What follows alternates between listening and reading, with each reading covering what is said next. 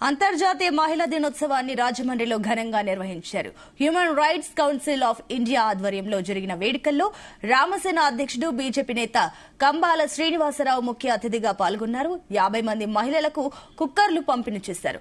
Council chairperson doctor Kandavalli Lakshmi ఆధ్వర్యంలో వివిధ రంగాలకు చెందిన మహిళలను ఘనంగా సత్కరించారు. ప్రధాని మోదీ నేతృత్వంలో కేంద్ర ప్రభుత్వం చట్టసభల్లో మహిళలకు 33% రిజర్వేషన్ తీసుకువచ్చిందని కంబాల శ్రీనివాసరావు అన్నారు.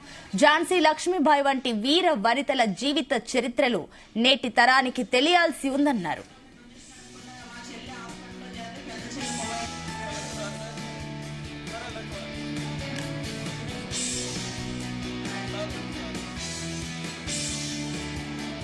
అంతర్జాతీయ మహిళా దినోత్సవ సందర్భంగా ప్రపంచ దేశంలో ఉన్న మహిళామూర్తులందరికీ కూడా ప్రత్యేకమైన శుభాకాంక్షలు తెలుపుతూ ఈ రోజున సనాతన నుంచి కూడా భారతీయుల యొక్క సంస్కారం మహిళలకి ప్రథమ పీట వేయడం అనేది భారతీయుల యొక్క సంస్కారం.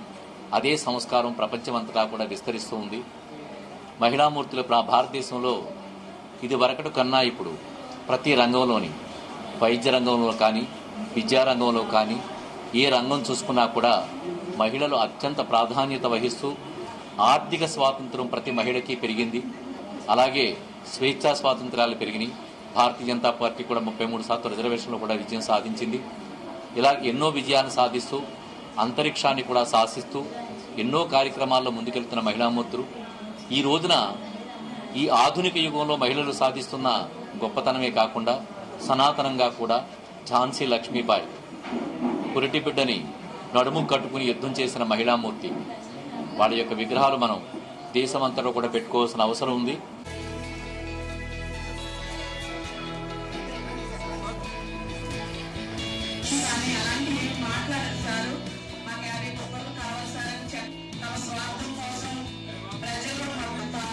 వాడు కూడా